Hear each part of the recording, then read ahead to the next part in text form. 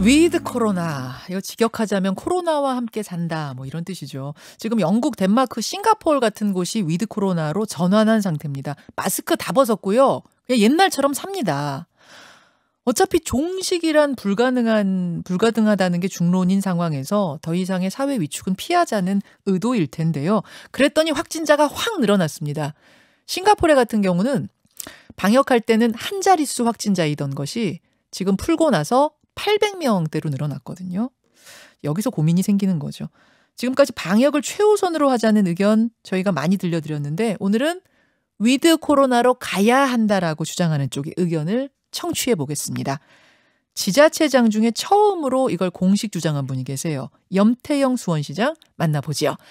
시장님 안녕하세요. 예, 안녕하세요. 예, 오랜만입니다. 예, 지자체장 중에서는 이례적으로 거리 두기 4단계 완화하자, 방역 체제 완화하자 이런 주장을 하셨네요. 예. 어떤 의미일까요? 예. 지금 같은 소상공인, 자영업자 이런 분들의 일방적 희생을 전제하는 이러한 방역 체계가 지금까지 계속되는 것은 옳지 않다고 생각하기 때문입니다. 예, 언제까지나 심한 고문하면서 일방적 희생을 강요해서는 안 된다는 생각입니다. 그럼 그 시행 시점은 언제로 보고 계세요? 저는 빠르면 빠를수록 좋다 이런 생각을 합니다. 지금은 코로나19 발생 초기와 사정이 많이 다릅니다. 초기에는 코로나가 얼마나 센 놈인지 이런 걸 정확히 알지 못했죠. 예. 그래서 모든 방법을 동원해서 확산을 막는 것 말고는 다른 방법이 없었습니다. 지금 우리나라의 경우에는 코로나 확진자가 발생한 지 1년 7, 8개월이 돼가고 있습니다. 예. 관련 데이터가 상당히 쌓여 있죠. 데이터를 보면 초기에는 확진자 수와 치명률이 거의 같은 방향으로 움직였습니다. 네네. 그런데 지금은 이제 백신 접종이 시작된 후에 양상이 달라졌거든요. 확진자 수 증가와 관계없이 치명률은 지속적으로 떨어지고 있습니다. 지난해 3월 치명률이 2.87%인 반면에 네. 지금 9월 현재 치명률은 0.06%입니다. 예. 그러니까 그 일일 확진자 수만 보면 작년 대유행 때의 2배 정도로 높은데 치명률은 훨씬 더 낮아진 거죠. 위험성이 독감 정도로 떨어졌을 때 우리가 이 일 때문에 계속 이렇게 그 사회적 거리두기를 유지해서 자영업자 소상공인들을 정말 이렇게 그 사지로 몰아넣는 이런 상황이 계속돼서는 안 된다. 그러니까 상황이 바뀌었기 때문에 예. 방역 패러다임이 바꿔야 된다. 이런 생각이죠. 근데 독감 정도가 된 코로나다라고 이게 이렇게 말씀하시는 거는 조금 이게 방역이 느슨해질 수도 있고 이거는 예. 조금 주의하셔야 될 발언인 것 같긴 해요. 독감 정도로 위험성이 낮다 이런 건 아니고 분명히 전보다는 치명률이 낮아졌지만 독감보다는 훨씬 강한 게 코로나19죠. 다만 지금, 사회적으로 너무나 위축됐고 자영업자분들이 힘들어하시니 그걸 감안하더라도 가야 된다라는 위드 코로나와 이게 독감 정도밖에 안 돼. 아무것도 아니야. 이거는 전혀 다른 차원이니까요. 독감 정도밖에 안 돼. 이렇게 얘기하는 건 아니고요. 예. 지금 이제 우리 시의 예방접종 현황을 보면 예. 대상자가 97만 명 중에 지금 그 1차 접종자가 한 78만 이상으로 80%를 넘고 있습니다. 네. 2차 접종률만 해도 한 60% 가까이 되고 있습니다. 현재 이런 것으로 보면 그 의학적 관점으로 보면 확진자 수를 낮추는 노력은 여전히 중요하죠. 네. 그리고 그 이러한 그 정책적 판단이 근본적으로 잘못됐다고 할 수는 없을 겁니다. 그런데 이제 피해 범위가 전 사회적으로 확산돼서 사회적, 경제적 관점까지 고려해야 될 종합적 상황 판단이 필요한 시점이다. 이렇게 말씀드리는 거고요.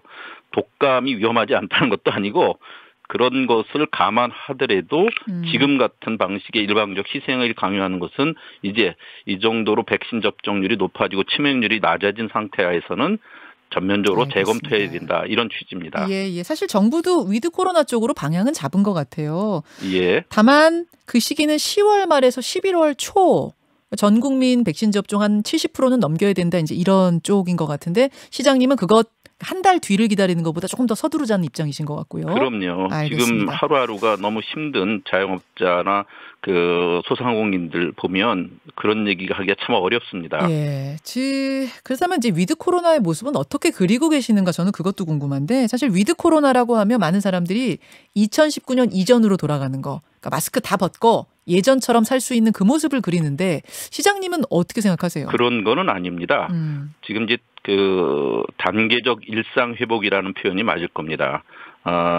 저로 보면 지금 확진자 수를 기준으로 해서 거리두기를 그 단계를 정하는 방식보다도 네.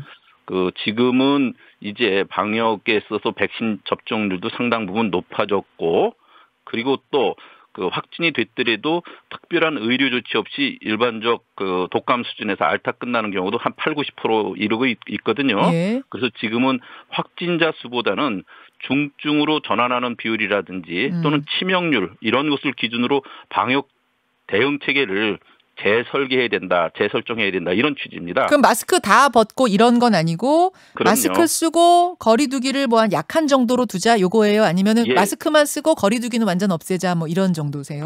지금으로 보면 예. 단계적으로 가야 되니까 예. 지금 이제 금지를 시켰거나 제한을 시켰던 부분의 상당 부분을 전면적으로 수정해 보자는 거죠. 이를테면 식당 갈 때도 점심시간에 4명까지 가능하고 저녁 6시부터는 2명까지만 가능하고 또 그런데도 불구하고 백화점이나 뭐 마트, 큰 카페 같은 데 가보면 하루 종일 북적거리거든요. 네네. 이런 식으로 하게 되면 일방적 희생을 받는 소상공인들의 입장으로 보면 납득이 잘 안 되지 않습니까? 그럼 마스크 쓰고 거리두기는 해제하는 정도? 요 정도? 예. 그 그래서 정도요? 저희로서는 개인 방역 수칙은 철저히 지키게 하고 네. 그야말로 획일적인 예. 금지, 제한 이런 것들은 재검토를 해야 된다. 그런 알겠습니다. 뜻입니다. 알겠습니다. 지자체장 가운데 가장 먼저 위드 코로나를 좀 앞당기자라고 주장하고 나서신 분 염태영 수원시장 만나봤습니다. 시장님 고맙습니다. 예, 감사합니다. 예, 이번에는요, 시민, 소비자, 보건의료단체, 뭐, 종교, 노동단체들까지 다 모여가지고 이 위드 코로나를 고민하는 모임이 하나 만들어졌더라고요. 조직이. 국민참여방역본부라는 건데, 이 모임의 장을 연결해보죠. 이분은 인하대 작업환경의학과 교수이기도 하세요. 국민방역참여본부 임종한 운영위원장 연결이 되어 있습니다. 위원장님 안녕하세요. 네, 안녕하십니까? 예, 국민참여방역본부는 몇 개 단체나 모인 겁니까? 123개 단체가 참여를 했습니다. 예, 23개 단체가 모여서 123개 단체가 모여서 국민 참여형 방역 체제로 가자 이런 방향을 잡으셨네요. 네, 그렇습니다. 예, 어떤 건가요? 우리나라가 초기 코로나 방역에서는 성공적인 나라로 알려져 있고 거기에 대한 이제 자부심도 크지만 네. 지금 4차 유행이 이제 2달을 넘기고 있습니다. 장기화된 이제 고강도 사회적 거리두기에 따라서 시민들이 겪는 희생과 부담이 너무 크다고 하는 거죠. 그런데 이 행정 규제에 의존하는 지금의 방역 체계가 사회적 약자의 피해를 누적시키고 있고 또 방역의 일선에 있는 노동자 같은 경우에서는 더 이상 못 버티겠다. 이 파업을 선언할 정도로 탈진된 상태고 자영업자의 폐업이 늘고 극단적인 선택을 하는 분도 나타났습니다. 그러니까 지금의 사회적 거리두기 방역은 더 이상 효과가 없고 사회적 약자의 고통을 강제하는 등 공정하지 못하기 때문에 국민 반영으로 전환해야 된다고 하는 것입니다. 그쪽에서 이 단체에서 내놓은 위드 코로나의 방식을 보니까 코동이 앱을 기반으로 해서 관리할 수 있다. 그러니까 위드 코로나로 가되 코동이 앱이라는 걸 통해서 방역을 실시할 수 있다. 이런 아이디어를 내셨더라고요. 코동이 앱이 뭐예요?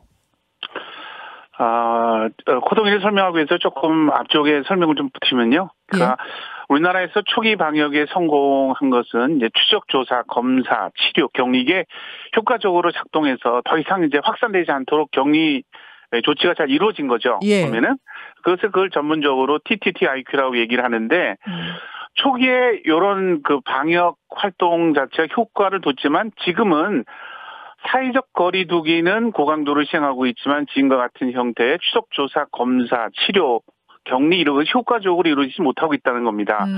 그러니까 조사를 해보면 감염 경로가 잘 파악되지 않고 이미 파악된 사람들도 다른 쪽으로 이미 감염이 많이 확산되고 있기 때문에 네. 고강도의 사회적 거리를 두기를 하고 있음에도 불구하고 감염자수가 줄고 있지 않은 거죠. 예, 그래서 자기 정보, 자기의 동선 기록을 여기다 스스로 이렇게 남기는 거네요, 보니까. 네네. 그래서 중요한 게 아까 말씀드린 것처럼 이제 추적 조사, 검사, 예. 치료 격리 이런 부분들의 영향이 중요하다.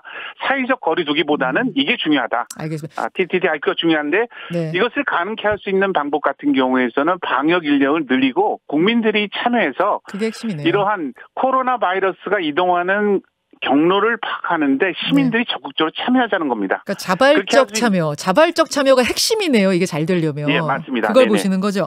자, 보건 의료인이기도 하니까 제가 이 질문 드릴게요. 이제 위드 코로나로 가면 확진자 수가 느는 거는 이거는 그냥 명확한 일입니다. 다른 나라 케이스 봐도 다 그래요. 늘 거예요. 근데 그러면 이들 중에 이제 입원하셔야 되는 분 수도 지금보다 많아지는 건 당연한 건데 받아낼 수 있는 우리의 이 체제는 돼 있습니까? 충분합니까?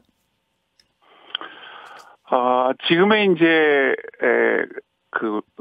위증자에 대한 관리책이나 이런 부분들이 지금보다는 조금 더 강화돼야 될 것 같고 그런 부분에서는 제가 보기에는 공공 부분에 대한 역량도 강화돼야 되지만 민간 부분의 협력이 필요하다 이렇게 생각되어집니다. 그래서 민간 쪽에 격리병상에 대한 것들 적극적으로 요청해서 이 부분에 대한 치료 역량 부분들을 강화한다는 것을 전제로 두고 위드 코로나로 진행돼야 될 것으로 그렇게 생각합니다. 그러니까 민간에서 더 협조를 좀 해줘야 되는 부분은 숙제로 남아 있군요. 그렇습니다. 예. 그러니까 아무래도 이제 중환자 중심의 관리로 가는 부분이니까 그것의 여지 부분들을 남겨줘서 그런 부분에 대한 인프라는 촉진해야 되지만 제가 강조드리고 싶은 부분들은 감염이 확산되지 않도록 조기에 차단하는 것들이 굉장히 중요한 부분인데 지금 그것이 제대로 안 되고 있다. 그래서 일선의 방역 인력을 늘려야 되고 또 국민들이 참여하면서 효과적인 방역 관리가 할 수 있도록 정보 네트워크를 구축하자는 겁니다. 알겠습니다. 자, 여러분 위드 코로나로 가면 확진자가 느는 거는 다른 나라 봐도 다 마찬가지예요. 따라서 그것을 감수하고라도 우리는 가야 한다라는 사회적 합의가 먼저 돼야 하거든요. 여러분의 의견은 어떠신가? 지금부터 고민하면서 의견 주십시오. 위원장님 고맙습니다. 네, 고맙습니다. 임종한 인하대 의대 학장이었습니다. 김현정의 뉴스쇼는 청취자 여러분의 참여로 이루어집니다. 트위터, 페이스북, 레인보우 게시판, 그리고 단문 50원, 장문 100원의 유료 문자 샵 1212, 우물정 1212 통해 참여하실 수 있습니다. 김현정의 뉴스쇼, 여러분과 함께 만듭니다.